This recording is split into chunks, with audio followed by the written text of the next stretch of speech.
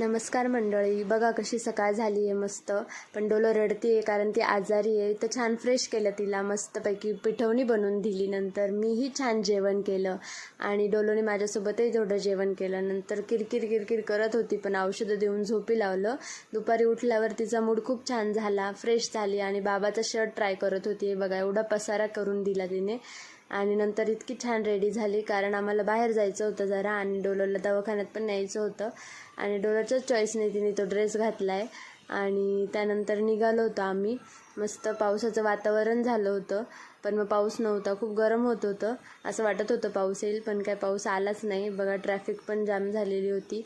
आणि काही घ्यायला गेलं की बघा कशी करते ही, अशी लपून बसते कपड्यांमध्ये आणि आम्ही तिला शोधत बसतो. पूर्ण वेळ यातच जातो, काही घेता पण येत नाही. खूप हाल होतात बाहेर गेल्यावर तिला घेऊन. नंतर तिने छान पॉपकॉर्न एन्जॉय केले. तोपर्यंत बाबाने त्यांची शॉपिंग केली.